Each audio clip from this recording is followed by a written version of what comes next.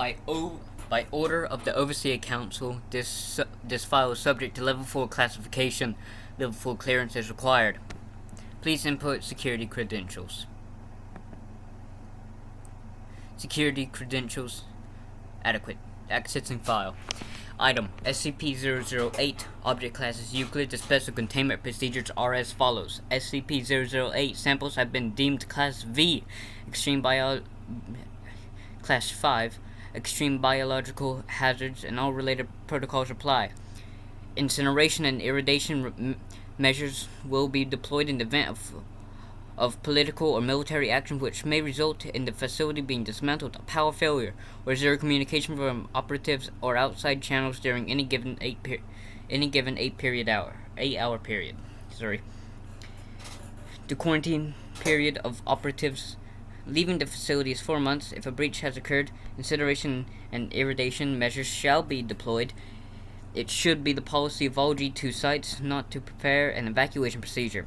Description: SCP-008 is complex prions, samples of which are stored in each of the known G2 sites.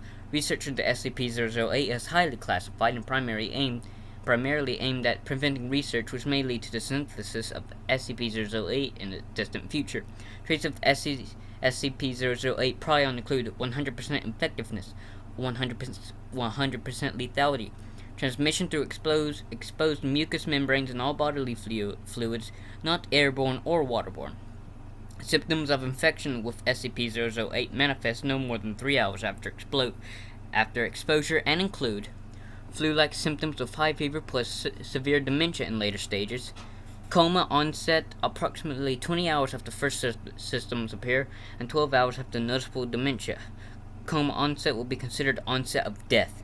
A period of sporadic cellular necrosis occurs, which comes to resemble gangrene. Surviving tissue assumes its original function is highly resistant. Red blood cells greatly increase oxygen storage capacity, resulting in slower blood flow and increased muscle endurance and strength. Nervous and muscular systems are unaffected by total organ failure for several hours. Metabolism may decrease to extremely low levels, allowing subject to survive for over 10 years without nutrition.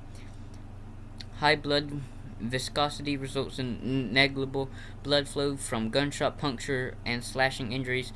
Conditioned behavior, motor controls, and instinctive behavioral mechanisms are damaged, and cognitive abilities are severely retarded and erratic. Animals experience excessive brain necrosis and are inactive. Subject can adapt to its damaged nervous system, but is limited to basic physical activities, including standing up, balancing on 2 legs, walking, biting, grabbing, and clawing.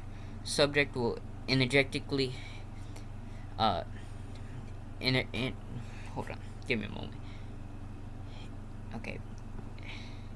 It's like, hold on. My brain is small. Give me a moment.